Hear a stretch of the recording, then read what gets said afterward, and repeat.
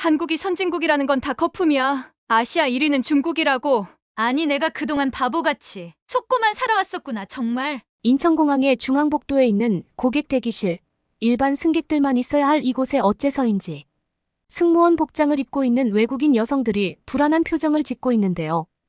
외국인 여성들은 이내 다급히 어딘가로 영상통화를 걸더니 왜 사실을 말하지 않았냐며 고래고래 소리를 지르기까지 합니다. 그런데 바로 그때 한국인 공항 직원이 다가오더니 여성들에게 무전기를 건네주며 한마디를 건네는데요.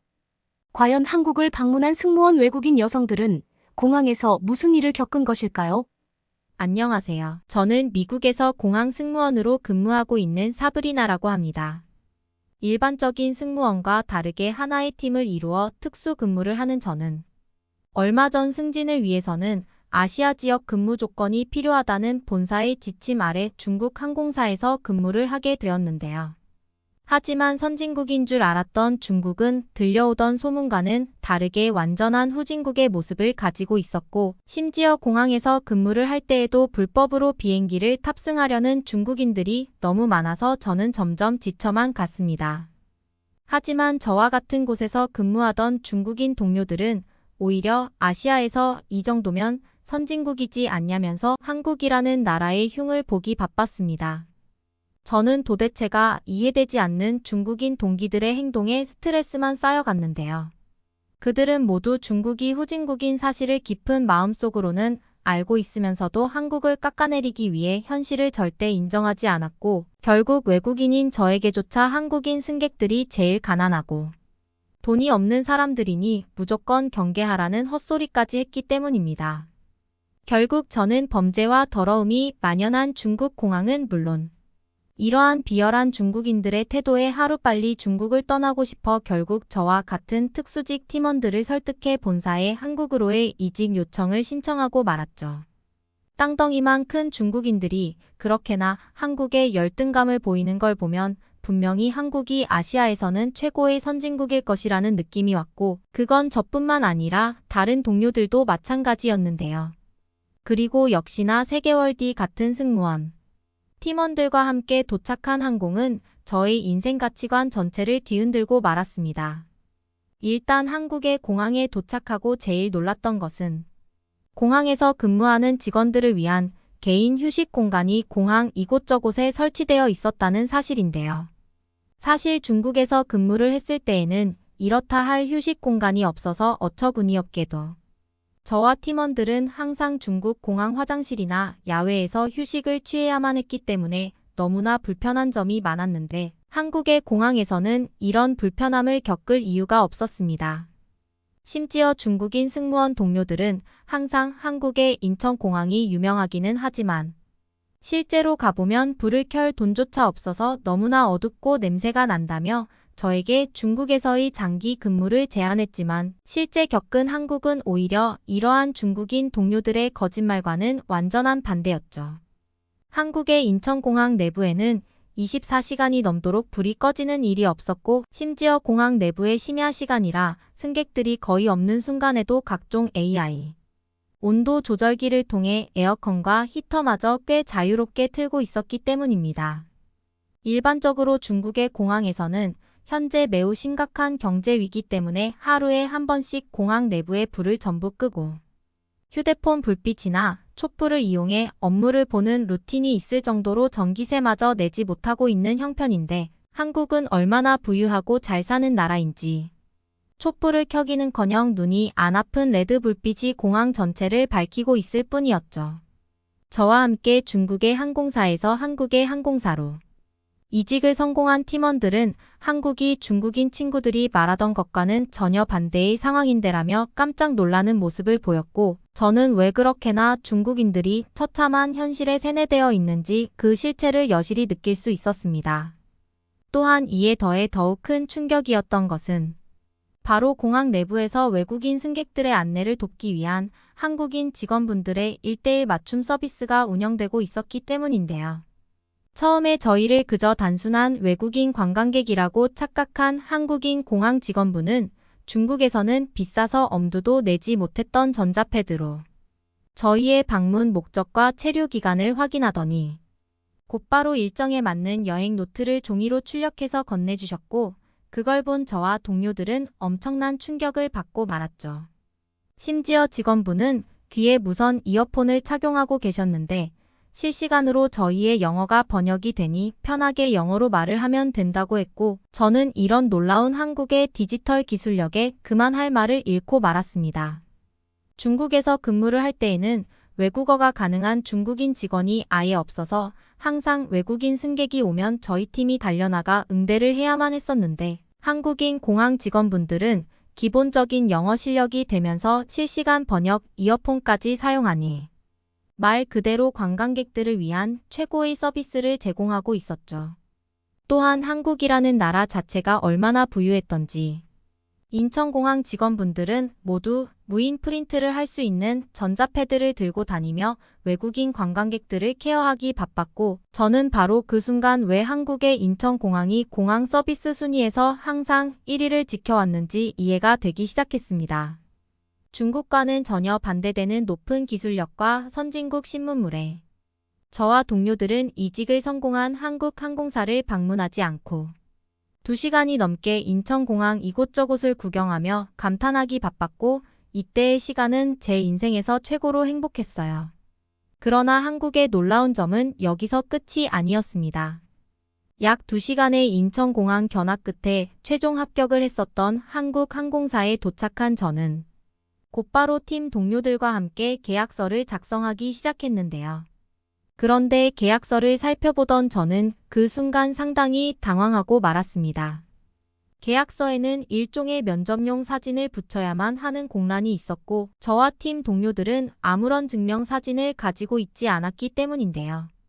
심지어 중국에서는 이러한 비즈니스용 사진을 찍으려면 중심 수도인 베이징까지 가야 해서 무려 일주일이 넘는 시간을 기다려야만 했기에 저는 계약서를 오늘 완성하지 못하면 어떻게 하지라는 불안감이 생기고 말았고 그건 다른 동료들도 마찬가지였습니다. 그런데 초조한 마음에 손톱을 물어뜯고 있는 저를 확인한 인사 담당자 미현 씨는 저에게 단순 계약서인데 모르는 것이 있냐며 먼저 친절히 말을 걸어왔고 저는 어쩔 수 없이 계약서에 붙일 사진을 가지고 있지 않다는 상황을 설명하고 나섰죠.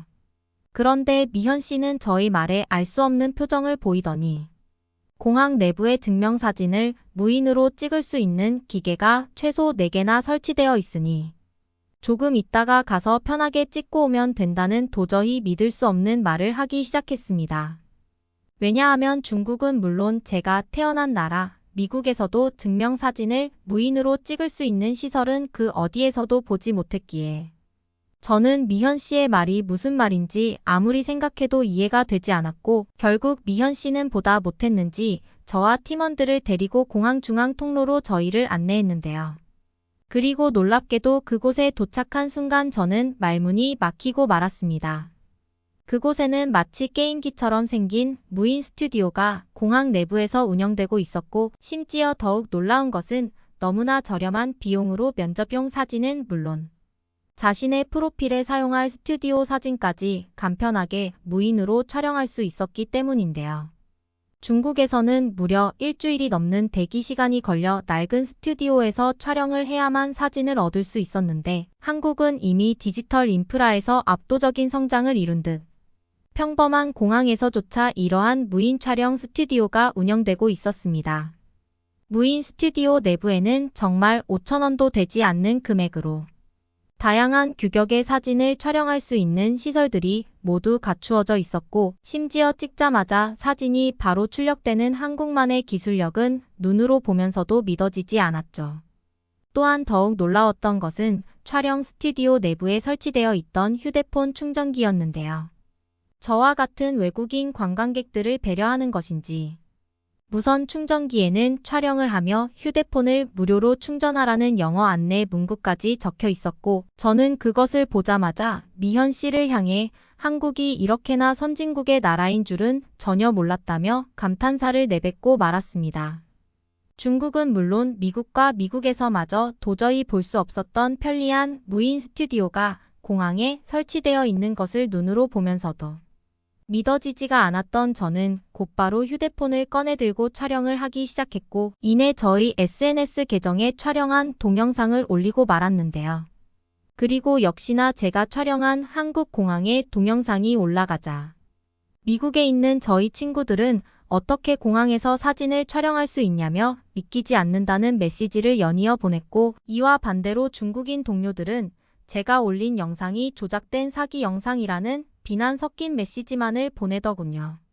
한국의 인천공항은 단순한 공항의 역할을 벗어나 이미 다양한 시설을 갖춘 멀티플렉스 시설로 자리 잡은 상태였고, 저와 같은 외국인 관광객들을 위해 무인 스튜디오는 물론 샤워실과 무인 헬스장까지 운영되고 있는 모습은 한국이 현재 왜 전 세계에서 제일 트렌디한 나라인지 그대로 느낄 수 있었죠. 동료들과 함께 무인 스튜디오에서 촬영을 마친 저는 마지막 이직 계약서 작성을 완벽히 마무리 지을 수 있었고, 약 일주일 동안 휴가 기간을 즐기고 첫 출근을 하라는 한국 항공사의 배려에 저희 팀 전체는 곧바로 서울로 향했는데요. 그런데 한국의 진짜 선진국 기술은 바로 길거리에서부터 시작되었습니다. 팀원들과 함께 공항 직원 휴게실에 짐을 풀고 곧바로 택시를 타고 서울로 향했던 저는 창문 밖으로 펼쳐지는 서울의 풍경에 당황할 수밖에 없었는데요. 그곳에는 중국보다 훨씬 크고 아름다운 건물들이 하나의 스카이라인을 이루어 도시 전체를 아름답게 만들고 있었고, 이에 더해 도시 곳곳에 녹지 환경인 공원과 여유를 즐길 수 있는 강이 존재하고 있던 것은 눈으로 보면서도 신기했습니다. 서울에 있던 청계천은 정말로 도심 한복판을 가로지르며 수많은 사람들이 있었지만 믿기지 않을 정도로 깨끗한 수질을 보이고 있었고, 얼마나 물이 깨끗했던지 각종 생물들이 청계천에서 살아가는 그대로의 자연을 보여주고 있었죠.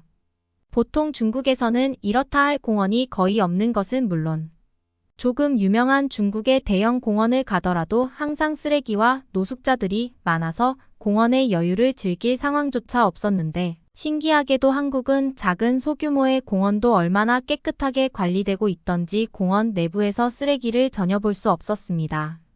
말 그대로 한국은 엄청난 기술력을 가진 선진국이면서도 도심 곳곳에 있는 자연을 느끼며 휴식을 취할 수 있는 최고의 나라였고, 그건 평소 공항에서만 근무를 하던 저에게는 마치 신세계처럼 느껴졌죠.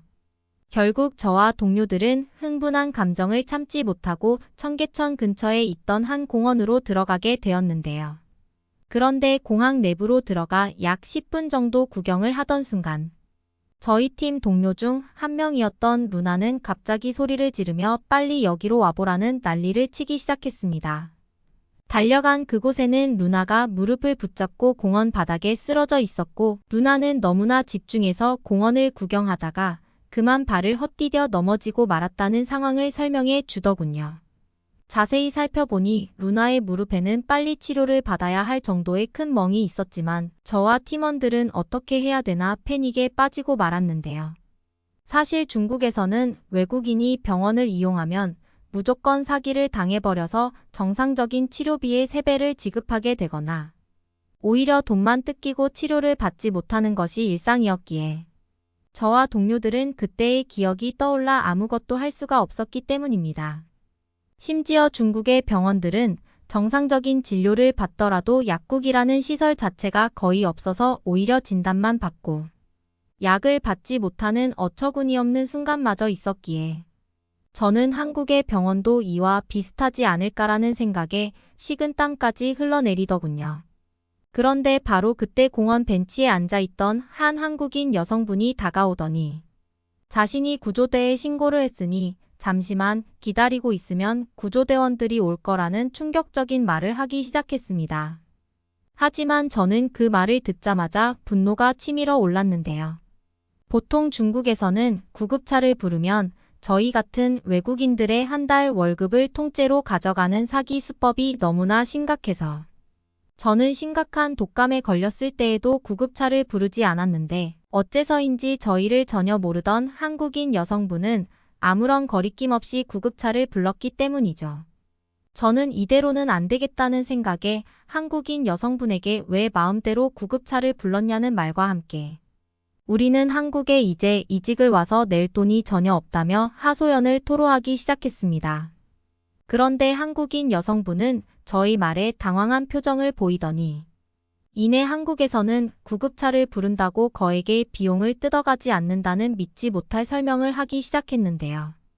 알고 봤더니 한국에서는 수준 높은 의료 인프라로 저와 같은 외국인들도 입국 여건만 있다면 너무나 저렴한 비용으로 모든 의료 서비스를 받아볼 수 있는 정도였고, 심지어 외국인 관광객들이 구급차를 불러도 아무런 편견의 시선이 없었기 때문입니다. 중국뿐만 아니라 제가 태어난 미국에서도 구급차를 부르려면 사실상 200만 원 이상의 비용을 지급해야만 했는데, 한국에서는 단순히 진단을 받아보고 약값을 낼 수 있는 병원비만 낼 수 있으면 구급차 이용에 문제가 전혀 없었죠. 그리고 약 5분 뒤 한국의 구급대원분들은 엄청나게 빨리 오셔서 루나의 상태를 살피기 시작했고, 일단은 근처 병원으로 이동시켜주겠다는 말과 함께 저희를 태워 함께 병원으로 향하셨는데요. 중국에서는 제대로 된 의료 인프라 자체가 없어서 항상 아프면 참는 것이 일쑤였는데, 한국에서는 오히려 병원을 가지 않으면 바보 소리를 들을 정도였고, 저는 구급차를 타고 가며 어떻게 이런 꿈만 같은 나라가 존재하고 있었지라는 생각에 눈물이 흘러내렸습니다. 중국인들이 그렇게나 비하하던 한국은 이미 중국뿐만 아니라 미국과 미국보다도 더 부유하며 선진국의 인프라를 도시 이곳저곳에 갖추고 있었고, 한국인들은 이러한 수준 높은 도시 기술을 너무나 평범한 일상처럼 누리고 있었기 때문인데요. 그 후 약 10분 뒤 병원에 도착해 연골과 관련된 긴급 수술을 받은 루나는 한국 구급차의 빠른 이송 능력으로 골든타임의 수술을 받을 수 있었고, 첫 출근 시간이 조금 밀리기는 했지만 회복이 된다면 무릎에는 아무런 문제가 없었습니다. 만약 중국이었다면 루나는 아무런 수술도 받지 못하고 무릎에 큰 문제가 생겼을 것이 분명했을 텐데, 외국인들마저 감사하게 받아볼 수 있는 한국의 의료 인프라는 왜 많은 외국인들이 요즘 한국으로 이민을 오는지 완전히 이해가 되더군요. 루나를 병원에 입원시킨 뒤 마음을 진정시키기 위해 길거리를 걷던 저와 동료들은 결국 한국에서 완전히 취업, 이민을 성공해 한국인으로 살아보자는 마음을 먹게 되었습니다. 처음 겪은 한국은 살아가기 불편하던 중국과는 달리 외국인들에게 어떠한 편견도 없던 따뜻한 나라인 것은 물론, 언제 어디서나 자신의 몸을 진료받을 수 있는 의료 인프라는 그 자체만으로도 한국을 선택해야만 하는 이유가 충분했거든요. 또한 한국은 저녁 시간에도 길거리들의 불빛과 사람들이 가득했고, 중국에서처럼 위험한 범죄 상황이 거의 발생하지 않던 것은 한국이 얼마나 안전하고 치안이 좋은 나라인지까지 느낄 수 있었습니다. 보통 중국에서는 저녁 7시만 넘으면 외국인들의 핸드백과 휴대폰을 노리는 노숙자들이 너무 많아서 저와 동료들은 보통 7시가 넘는 근무 시간이 되면 공항에서 잠을 자야만 했었는데, 한국에서는 그럴 필요 자체가 없었죠. 저는 늘 이처럼 쾌적하고 살기 좋은 환경에서 살아가는 한국인들이 너무나도 부러워졌고, 팀원들도 그러한 감정을 똑같이 느낀 듯 이내 자신들의 부모님께 연락해 한국으로의 이민을 선택하겠다는 전화통화가 이어졌습니다. 지금은 한국에서 지내게 된 지 3개월이 넘은 시간이지만 아직도 한국에서의 하루하루는 신기하고 감사한 것 투성인데요. 전 세계에서 최고의 선진국 한국이라는 나라에서 일을 하고 있는 저는 오늘도 한국에서 태어난 한국인들을 부러워하며 하루하루를 보내고 있습니다. 그러면 다음 사연으로 넘어가겠습니다. 아, 진짜 열받네. 여기는 미국 명문대의 한 강의실 수업을 듣던 강의실의 한 남성이 책상을 두 주먹으로 내리치고 있습니다. 급기야 강의를 진행하던 교수님은 이 장면을 보더니 강의를 잠시 중단하고 그 남성을 쫓아내기까지 하는데요. 대체 이 강의실에서 무슨 일이 벌어진 건지 한번 알아보러 가실까요? 안녕하세요. 저는 사브르예요. 제가 태어나고 자란 곳은 다름 아닌 미국이랍니다. 그런 제가 드디어 미국의 한 명문대학교에 신입생으로 입학하게 되었죠. 사실 명문대 중 한 곳에 합격했다는 소식을 듣고 너무나 기뻤어요. 하지만 한편으론 낯선 환경에 적응해야 한다는 게 조금 두렵기도 했답니다. 원래는 집에서 통학을 하려고 했어요. 집에서 다니면 학교 생활에 적응하는 것도 수월할 것 같았거든요. 그런데 막상 알아보니까 제가 살고 있는 본가와 대학교의 거리가 너무 멀더라고요. 아무리 발버둥 쳐봐도 도저히 통학할 수 있는 거리가 아니었죠. 한참을 고민하다가 할 수 없이 자취를 하기로 마음먹었어요. 자취를 하기로 결심을 하고 나니 또 다른 고민거리가 생겼어요. 바로 월세 문제였죠. 알아보니까 제가 다니게 될 대학교 근처에서 자취를 하려면 보증금은 물론이고 월세도 어마어마하게 비쌌거든요. 제 형편에선 도저히 그 비용을 감당할 수가 없겠더라고요. 고민 끝에 주머니 사정을 조금이라도 줄일 수 있는 방법을 찾아봤어요. 그러다가 룸메이트와 함께 자취를 하면 월세를 분담할 수 있겠다는 생각이 들었죠. 그렇게 하면 각자 부담해야 할 금액도 확 줄일 수 있을 테니까요. 혼자 살 때 외로움도 덜 수 있을 것 같고요. 그래서 저는 룸메이트를 구하기로 결심했답니다.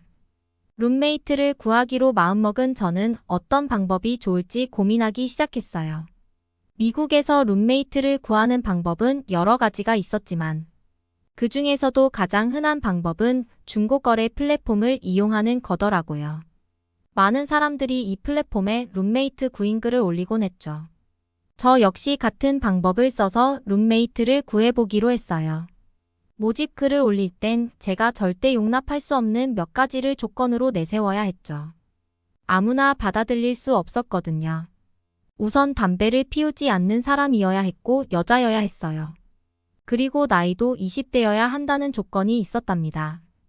아무래도 비흡연자인 저한테서 담배 냄새는 너무 괴로웠고 저랑 말이 잘 통할 수 있는 같은 또래 같은 성별이었으면 했거든요. 글을 올리고 얼마 지나지 않아 연락이 오기 시작했어요. 제가 내건 조건에 맞는 사람들이 몇 명 있었죠. 신청서를 꼼꼼히 확인해 보니 그 중에 한 중국인 여학생이 눈에 띄더라고요. 중국인이라는 점이 마음에 들었던 건 이유가 있었어요. 사실 저는 K-팝을 정말 좋아해서 한국 문화에 관심이 많았거든요. 중국과 한국은 같은 아시아고 가까우니까 문화적으로 크게 다르지 않을 거라고 생각했죠. 그렇게 중국인 룸메이트를 드리겠다고 다짐을 한 후 부모님께 중국인 학생을 룸메이트로 드리겠다고 하니 극구 반대하시더라고요. 중국인이라는 이유로 못마땅해 하시면서 굳이 중국인이랑 살 필요가 있느냐고 말씀하셨죠.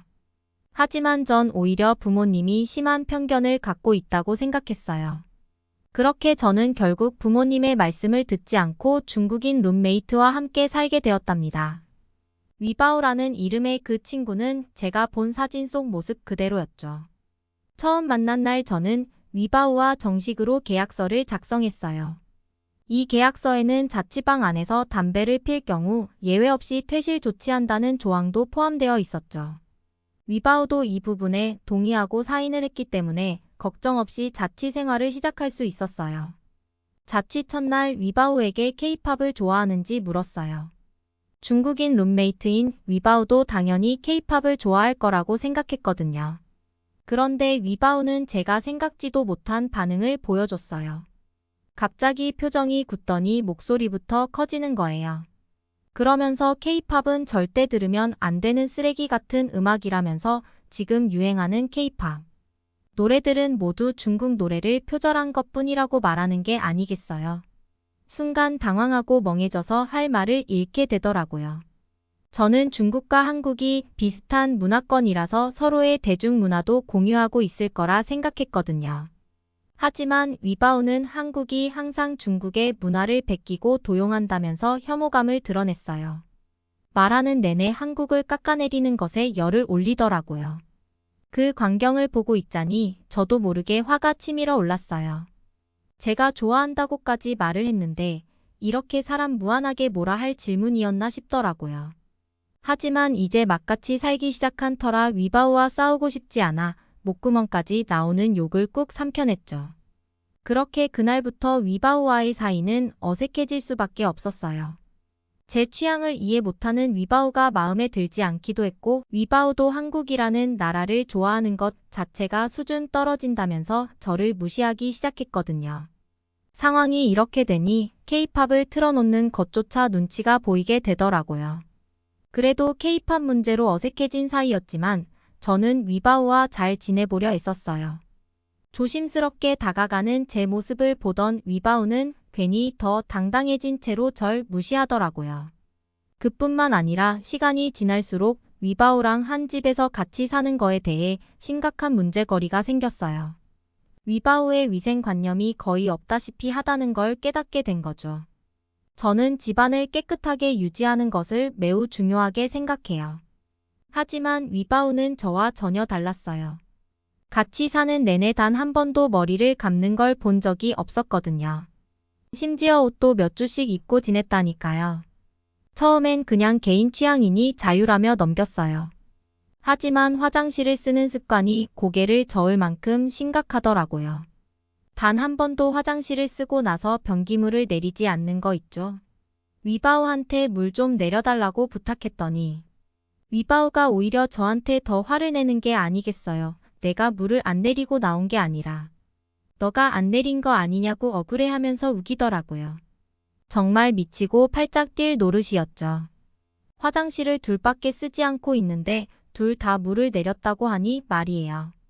몇 번이고 부탁을 했지만 절대로 물을 내리지 않는 위바우 때문에 저는 일단 화장실에 들어가면 뚜껑을 얼른 닫고 물을 내리고 보리를 받죠. 위바우와 함께 살기 위해서는 어쩔 수 없이 해야 하는 행동이었어요. 사실 위바우의 행동이 이 정도면 걱정도 안 해요. 그런데 화장실뿐만 아니라 부엌에서의 상황도 만만치 않은 거 있죠. 정말 눈 뜨고 볼 수 없을 지경이었어요. 싱크대 위에는 자기가 먹은 그릇을 설거지 안 한 채로 수북이 쌓아놓은 건 기본이고 음식물 쓰레기를 제때 버리지 않으니 벌레들까지 꼬여들기 시작했더라고요.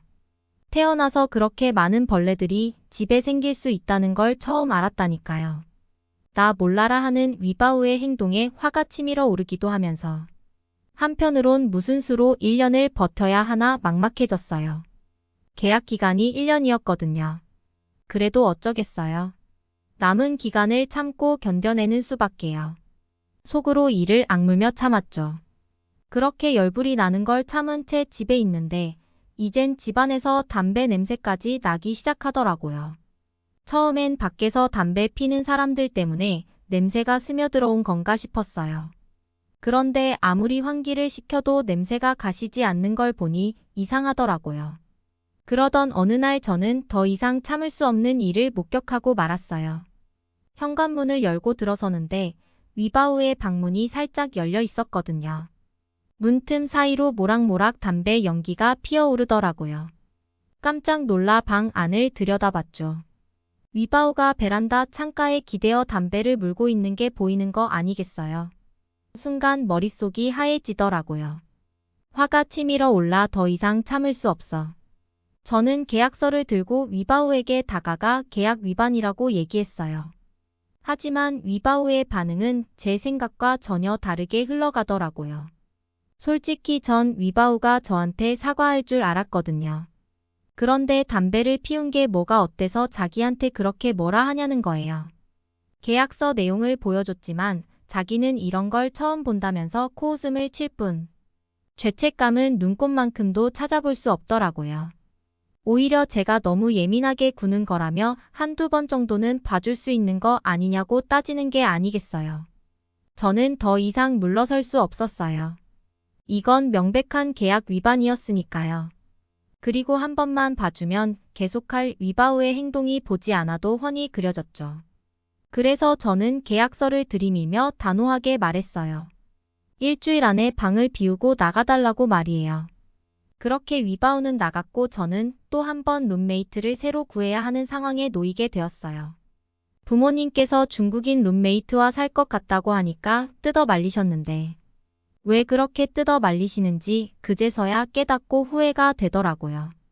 위바우가 떠난 뒤 저는 새로운 룸메이트를 구해야 하는 상황에 놓였어요. 사실 지난번처럼 중고거래 플랫폼을 이용할까 고민도 했죠. 하지만 혹시라도 위바우 같은 사람이 들어올까봐 겁이 났어요. 그러다 문득 학교에서 운영하는 온라인 커뮤니티가 있다는 게 떠올랐죠. 이 사이트는 우리 대학교 학생들만 이용할 수 있는 공간이니 이상한 사람들은 없겠지 싶더라고요. 그리고 여기서 룸메이트를 구하면 최소한 같은 학교 학생일 테니 안심이 될 것 같았죠. 저는 곧장 이 커뮤니티에 룸메이트 구인 글을 올렸어요. 며칠 후 한 학생에게서 연락이 왔어요. 메시지를 확인하는 순간 저는 깜짝 놀랄 수밖에 없었죠. 메시지를 보낸 사람이 바로 우리 학과에서 늘 1등만 하는 한국에서 온 혜민이었거든요. 저는 혜민이를 잘 몰랐지만 학과 게시판에서 소식을 볼 때마다 눈여겨보곤 했죠. 혜민이가 성적이 좋고 똑부러지게 행동한다는 건 저뿐만 아니라 저희 학과 사람들이 모두 아는 사실이었거든요. 그런 친구라면 룸메이트로 잘 맞을 것 같았죠. 게다가 한국 학생이라니 K-팝에 대해서도 이야기 나눌 수 있을 거라는 기대감이 들더라고요. 저는 주저없이 혜민이에게 연락을 해서 만나자고 했어요.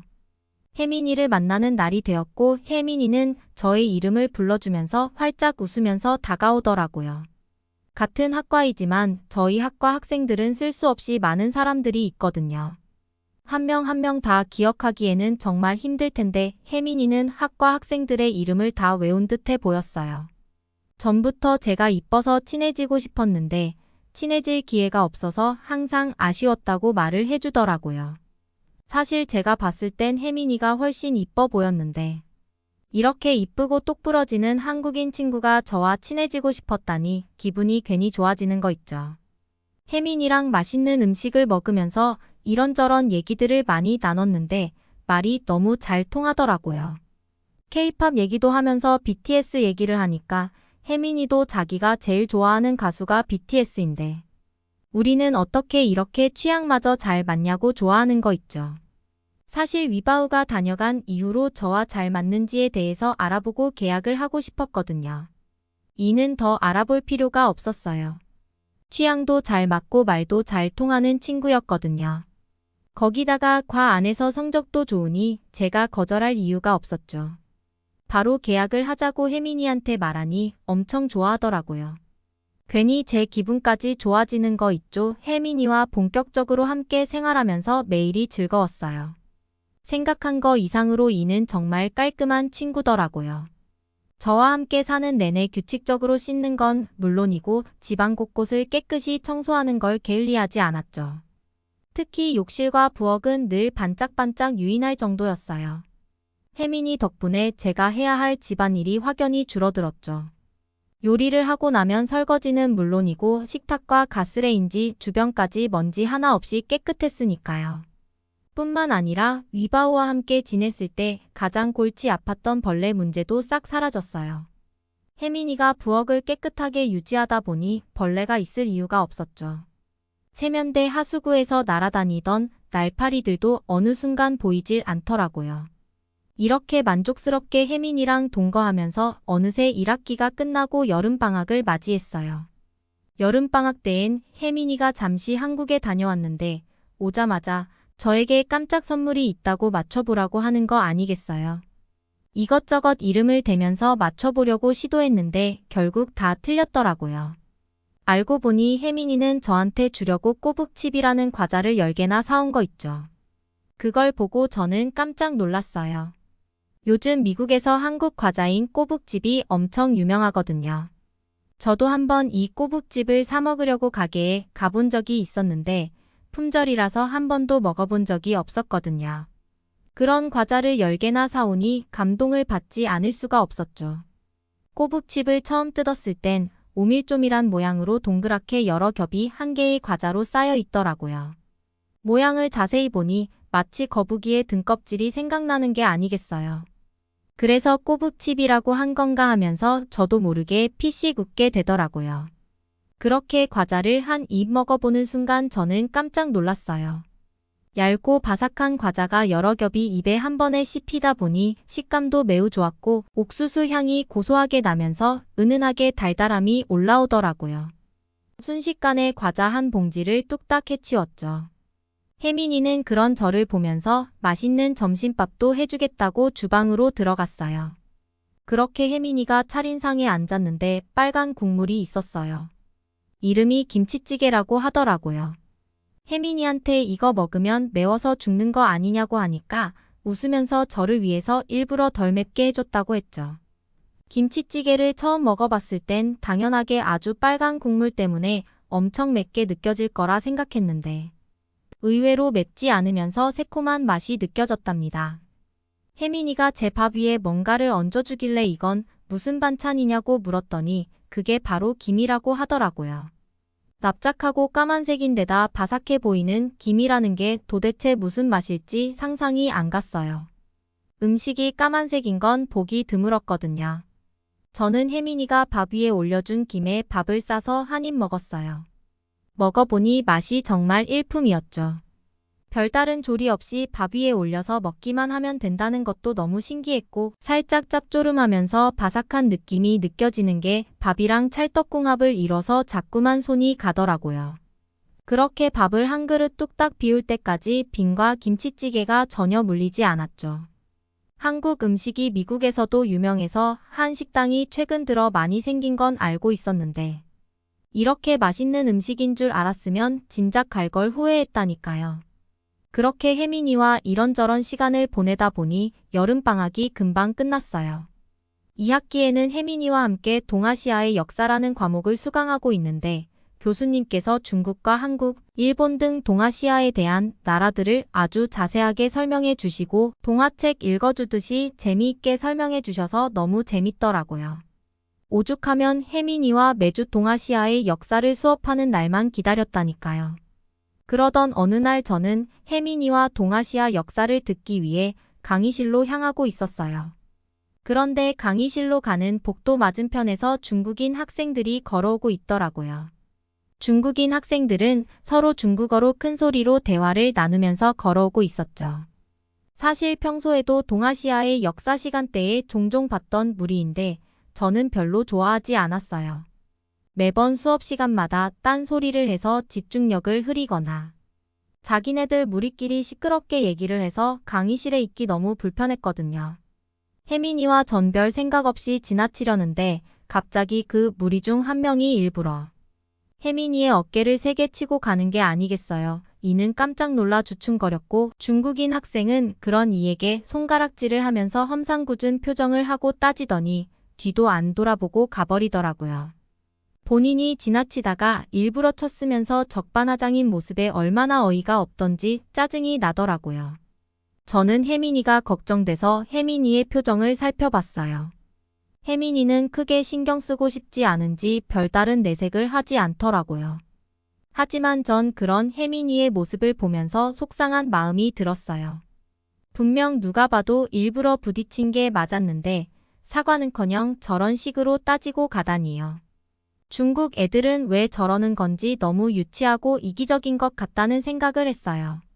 중국인들에 대해 깊게 알게 될수록 답이 없는 것 같더라고요. 그렇게 기분 나쁜 사건을 겪고 나서 동아시아의 역사 강의실에 도착했어요.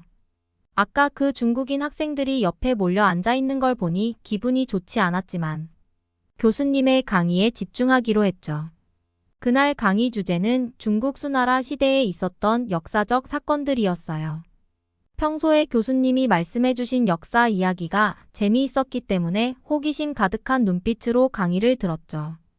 교수님의 목소리가 강의실에 울려 퍼졌는데 고대 한반도에는 고구려라는 작지만 강한 나라가 있었다고 해요. 수나라가 중국 대륙을 통일한 상황에서도 고구려는 동아시아 지역에서 영향력을 크게 행사하고 있었다던데 신기하다고 생각했죠. 교수님은 이런 상황을 견제하기 위해 수나라의 양제 황제가 612년에 100만 대군을 이끌고 고구려를 침공했다고 설명해 주셨어요. 한반도 전체를 정복하려는 야심을 안고서 말이죠. 하지만 교수님은 이어서 놀라운 설명을 해주셨어요. 그 와중에도 고구려의 저항은 치열했다고 하시더라고요. 비록 군사적으로 열세였지만 엄청난 전략과 강력한 정신력으로 수나라군을 괴롭혔다는 거 있죠.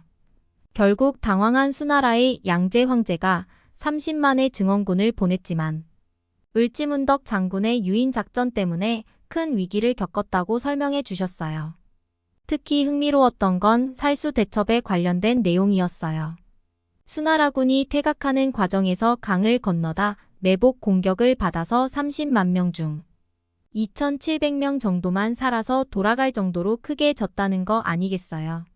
대체 어떻게 하면 저런 결과를 만들 수 있는 건지 을지문덕 장군이 정말 대단하다고 생각했죠.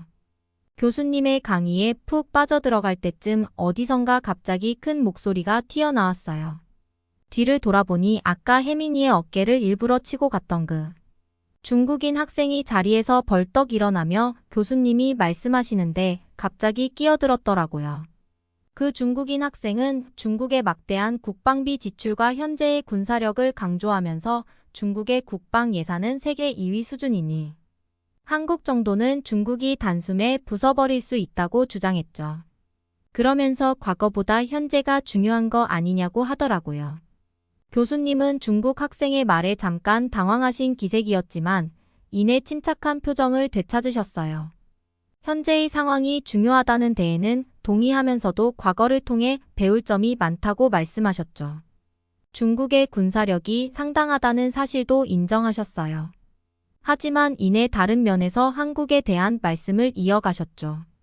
한국의 군사력 역시 만만치 않다고 하시더라고요. 세계 9위권의 국방비 지출 규모라는 객관적 지표를 제시하면서 말이죠. 군사력의 척도가 단순히 국방비뿐만 아니라 다른 여러 요소들과 함께 종합적으로 고려해서 결정된다는 설명도 해주셨고요. 특히 교수님은 한 나라의 군사력을 파악할 때 국방 수출 규모도 무시할 수 없는 지표라는 설명을 하시면서 세계 방산 수출 시장에서 중국과 한국이 차지하는 비율의 차이는 그렇게 크지 않다고 말씀해 주셨어요. 이어서 교수님이 말씀하시는 내용이 재밌었는데 만약 한국이 군사력이 약했다면 폴란드에 2차례에 걸쳐서 150억 달러나 되는 수출 계약을 맺을 수 없었을 거라고 설명하시더라고요. 게다가 이때 수출되는 무기는 흑표 전차, 자주포, FAO, 경공격기, 천무 로켓 등이 있는데 이 무기들은 모두 전 세계적으로도 뛰어난 성능을 갖고 있는 무기라는 거 있죠. 심지어 한국에서 자체 개발한 전투기는 폴란드에서 공동 개발에 참여하고 싶다는 의사를 밝힐 정도로 관심을 가지고 있다고 하더라고요. 베트남 정부에서는 한국의 국방부 차관에게 한국산 자주포를 도입하겠다는 의사를 밝혔다는 말씀도 하셨고요. 그리고 교수님은 중국 학생들을 향해 직접적으로 충고하는 것도 잊지 않으셨어요. 영토의 크기와 군사력이 반드시 비례하는 건 아니라며 한국을 얕보면 큰 코 다칠 수 있다고 경고하셨죠. 하지만 중국인 학생은 끝까지 동의하지 않더라고요. 지도상으로 봐도 한국은 토끼같이 생기고 실제로도 한국은 토끼 같은 약한 나라에 불과한데 어떻게 감히 세계 최고 나라인 중국을 당해내겠냐고 말하는 거 있죠. 중국 학생들이 자꾸만 한국을 비하하는 발언을 쏟아내자 전 점점 화가 치밀어 올랐어요. 강의실에서 수업과 전혀 상관없는 얘기로 분위기를 망치는 게 너무 싫었거든요. 게다가 중국인들이 자기 나라의 열등감과 편견을 그대로 드러내는 것 같아서 더 불쾌했어요. 결국 저는 중국인 학생에게 항의하듯이 말해버렸죠. 아니 한국이 토끼처럼 보이는 건 중국 너희들이 자격지심에 가득 차서 그렇게 보고 싶은 거 아니냐고 말이에요. 그뿐만 아니라 저는 아까 강의실에 들어오기 전 있었던 일, 그러니까 중국인 학생이 혜민이의 어깨를 일부러 친 사건까지 꺼냈어요. 자기들이 실력으로는 한국을 이길 수 없으니까 그렇게 비겁한 짓이나 하는 거라고 직격탄을 날렸죠. 속이 뻥 뚫리는 기분이었답니다. 마지막으로는 중국 학생들에게 한마디 더 보탰어요. 그렇게 말로만 한국을 까내린다고 해서 한국의 위상이 떨어지는 게 아니니 그렇게 한국을 이기고 싶으면 너네 정신이나 뜯어고치고 실력으로 승부할 생각을 하라고요. 맞받아치는 제 모습에 당황한 건지 화가 난 건지는 모르겠지만 그 중국인 학생의 표정이 험악하게 일그러지더니 갑자기 중국어로 중얼거리기 시작했어요. 그 중국인은 순식간에 얼굴이 시뻘개졌고 숨을 몰아쉬면서 주먹을 꽉 쥐었죠.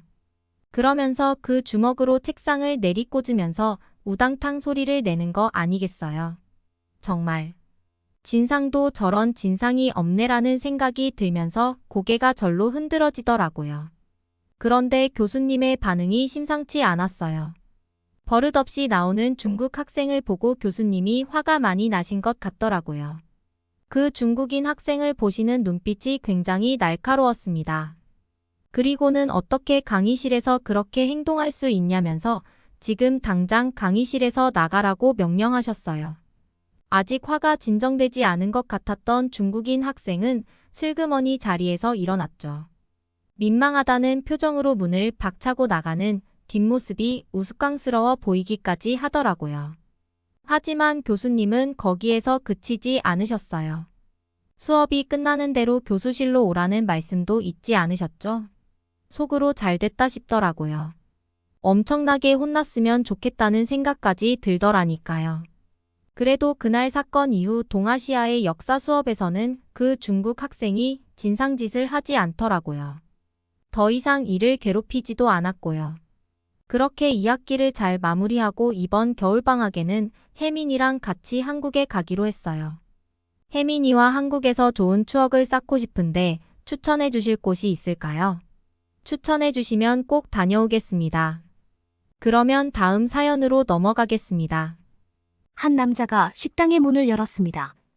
그리고 깜짝 놀라서 문을 닫습니다. 왜냐하면 그 식당 안에는 경찰들이 가득 있었기 때문입니다. 이 식당에 사건이라도 일어난 걸까요? 용기가 나지 않았지만 그녀의 마음을 잡기 위해서는 이 방법밖에 없었습니다. 다시 한번 용기를 내어 식당 문을 열고 들어갑니다.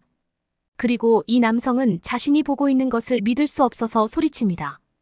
과연 이 남성에게는 어떤 일이 있었던 걸까요? 안녕하세요. 저는 미국 보스턴에서 살고 있는 피터입니다. 저는 미국에서 경찰로 일하고 있습니다.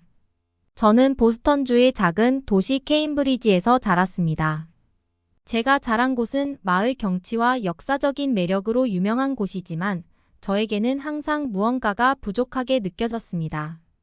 그래서 어릴 적부터 보스턴 시티의 번화함과 다양성에 매료되었고 그곳에서의 삶을 꿈꾸었습니다. 언젠가 더 큰 세상을 경험하고 싶었습니다. 저는 고등학교를 졸업한 후에 보스턴으로 이사하기로 결심했습니다. 어려서부터 사람들을 돕고 약한 사람을 지키는 것에 큰 만족을 느꼈거든요. 보스턴으로 이사한 후 경찰 아카데미에 입학했습니다. 그곳에서 저는 다양한 배경을 가진 사람들과 만나며 시야를 넓혔고 도시의 복잡한 현실에 대해 배웠습니다. 훈련이 힘들고 도전적이었지만 저는 경찰이라는 꿈을 향한 열정으로 그 모든 어려움을 극복했습니다. 졸업 후에 보스턴 경찰국에 배치되었습니다. 케임브리지의 평온한 삶과는 확실히 다른 보스턴은 하루하루 끊임없이 사건 사고가 발생하는 곳이지만 저는 이 도시의 일원으로 잘 적응하고 있습니다. 여러분, 미국 경찰하면 한 손에는 커피, 한 손에는 도넛을 들고 있는 모습이 쉽게 떠오르시죠? 그런데 언제부터 이렇게 도넛과 미국 경찰이 함께 떠오르게 되었을까요? 그 이유를 간단하게 살펴보면 세계적인 도넛 상표 던킨 도너츠와 관련이 있습니다.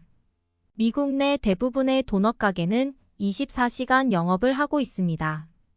그래서 범죄가 많이 일어나는 미국에서는 어쩔 수 없이 이런 도넛 가게들은 새벽마다 무장 강도들의 주요 표적이 되고는 했습니다. 그 도너츠 브랜드 중에 특히 미국 전역에 영업점이 있었던 던킨 도너츠의 피해가 막심했습니다. 그래서 던킨 도넛은 이 문제를 타개할 방법을 고민하기 시작합니다. 그러다가 생각해낸 방법 중 하나가 어차피 새벽 시간에는 팔리지 않는 커피와 도넛을 그냥 버리기보다 경찰에게 무료로 제공하기로 한 것이었습니다. 그렇게 무료 도넛을 준다는 소식 탓에 새벽 시간에 경찰들이 도넛 가게 주변을 돌아다니게 되었고 자연스럽게 던킨 도너츠 가게의 보안은 강해졌습니다. 도넛과 커피의 재고 처리와 함께 보안까지 2마리 토끼를 잡은 셈이었습니다. 물론 이후 안정이 되고는 돈을 받고 판매를 하게 되었지만 여전히 경찰관이나 소방관 분들에게는 엄청나게 할인된 가격으로 판매하고 있습니다. 때문에 새벽 시간 어떤 가게도 열지 않아 배고픔에 굶주렸던 미국 경찰들은 자연스럽게 커피와 도넛으로 새벽 시간을 보내게 됐고 미국 경찰들이 먹는 음식 하면 도넛이 떠오르게 된 것이죠. 게다가 언제 사건이 터질지 알 수 없는 미국에서 항시 대기해야 하는 경찰의 입장에서는 도넛처럼 먹기 편하고 맛도 좋은 음식을 거부할 수는 없었어요. 그래서 저도 새벽 근무를 하는 날이면 도넛과 커피로 끼니를 때웠습니다. 도넛은 달달하기도 해서 새벽에는 간식으로 하나만 먹으려고 해도 어느새 2개 또는 3개 정도는 먹게 되었어요. 게다가 보스턴에서 혼자 사는 저는 집에서는 거의 식사를 하지 않고 밖에서 외식하는 것이 일상이었습니다. 덕분에 입사 초기에는 날씬하고 근육질이었던 제 몸매가 눈사람 같은 모습으로 변한 것은 오래 걸리지도 않았습니다.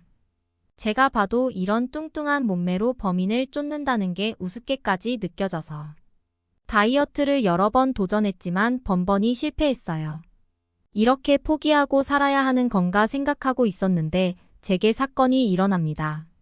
어느 날 저는 경찰 선배의 집에 저녁 초대를 받아서 가게 돼요. 언제나 부족한 저를 잘 도와주는 제가 존경하는 슐츠 선배였습니다.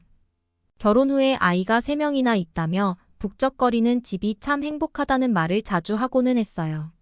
선배는 보스턴에서 혼자 생활하는 제가 혼자 휴일을 보낼 것이 안타까웠는지 감사하게도 저를 집에 초대해줬어요. 슐츠 선배의 집은 따뜻하고 친근한 분위기가 가득했고 저는 슐츠 선배의 가족들과 즐거운 시간을 보냈습니다. 슐츠 선배의 아내분은 한국 사람이었어요. 무척 아름다운 분이셨는데 보스턴으로 어학 연수를 온 사모님에게 반해서 슐츠 선배가 쫓아다녔다고 해요. 그리고 결국 결혼에 꼴이 나게 되었다고 합니다. 어린 아이가 3명이나 돼서 무척 시끌시끌했지만 전 그날 시끄러움을 느낄 수가 없었습니다. 왜냐하면 그곳에는 슐츠 선배의 아내분의 여동생이 있었기 때문이죠. 식사 도중 슐츠 선배의 아내분은 자신의 여동생을 소개해 주었습니다. 길고 검은 머리를 가진 검은 눈동자가 반짝였던 그녀의 이름은 이미희라고 했어요. 미희 씨는 한국에서 유학 온 후 보스턴에서 그래픽 디자이너로 일하고 있었어요. 아름다운 미소와 조카들을 돌보는 친절한 태도에 저는 첫눈에 반해버렸습니다. 게다가 자신의 일을 사랑하는 전문가 같은 모습까지 너무 멋졌습니다.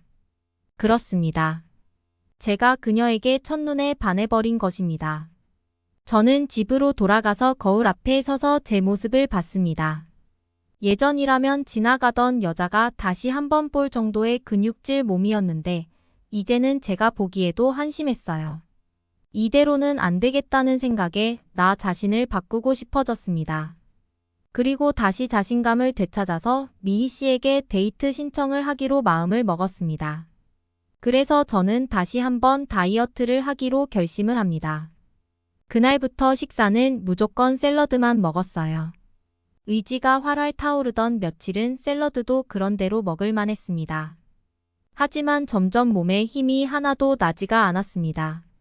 그리고 급하게 살을 빼려고 했던 탓인지 하루는 범인을 쫓아 달리다가 어지러움까지 느끼게 되었습니다.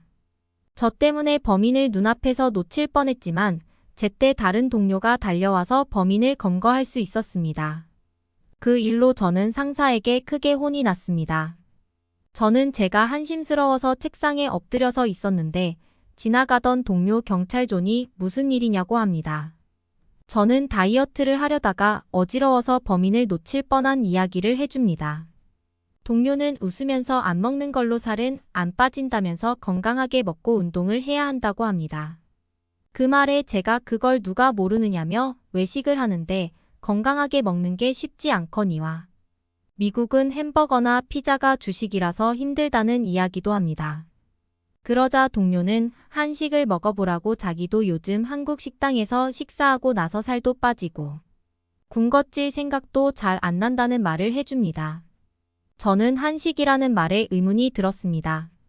예전에 몇 년 전만 해도 한식이 보스턴 타임스나 CNN 같은 데 소개되는 거는 20불 아래 맛집이라거나 가성비 좋은 집 이런 식으로 소개가 됐거든요. 하지만 음식 자체로 한식이 굉장히 훌륭하다라는 생각은 별로 들지 않았습니다. 물론 요즘은 한식이 엄청나게 유행이라서 맨하튼 여러 곳에 한식 레스토랑이 유명했습니다.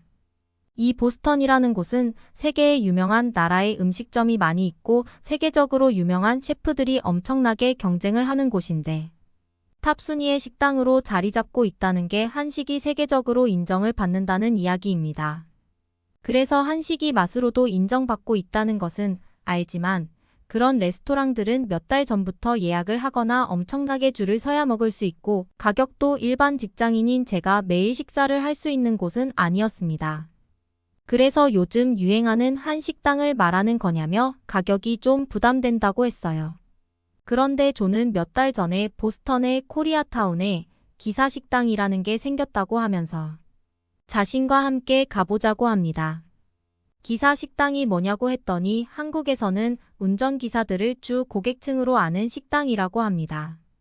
한국에서는 백반과 불고기, 국밥과 찌개, 돈가스 등 운전을 하는 고객들이 가볍게 들려서 한 끼를 할 수 있고 가격도 $10 전후로 저렴해서 많이 찾는다고 하네요.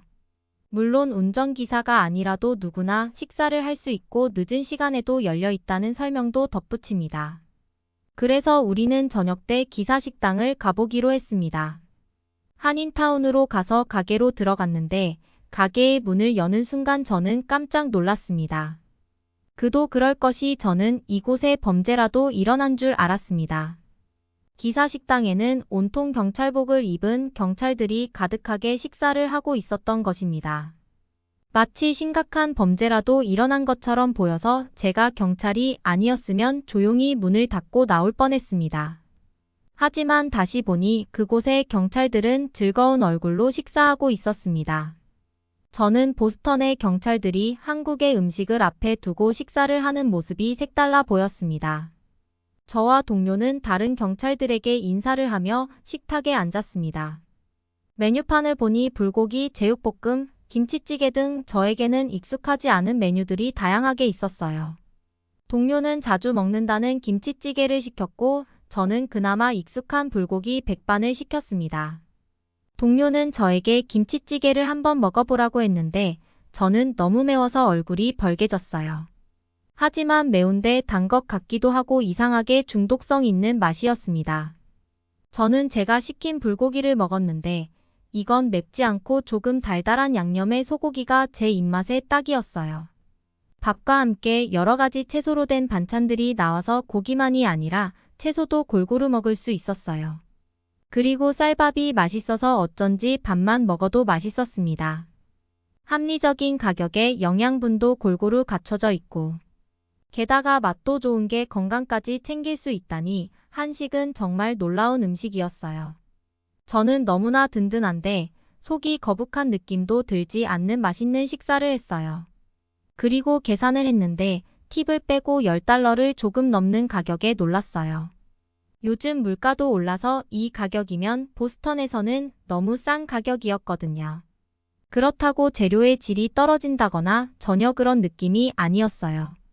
그래서 가게 주인에게 어떻게 이렇게 싼 가격에 음식을 내놓을 수 있냐고 물어보니 한국에는 홍익인간 정신이라고 있다고 말했습니다. 홍익인간이란 널리 인간을 이롭게 한다는 한국의 정신이라고 하는데 가게 주인은 많은 사람들에게 도움을 주면 그에 따라 나에게도 좋은 일이 생길 거라는 생각으로 장사를 하고 있다고 합니다. 저는 이런 생각을 가지고 장사를 하는 사람이 있다니 정말 감동하였습니다. 이곳뿐만 아니라 주변에 기사식당이 많이 생겼어요.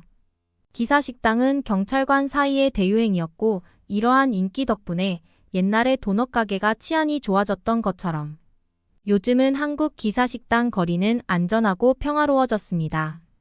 이제는 보스턴에서 제일 안전한 곳이라면 기사식당 거리라고 말할 수도 있을 것 같아요. 저는 식사를 한식으로 바꾸고 난 뒤부터 든든해서 그런지 간식을 먹고 싶은 생각도 별로 안 나고 건강식을 먹다 보니 몸이 꽤 가벼워졌어요. 물론 식사 후에 힘내서 운동도 꾸준히 해주고 있어요.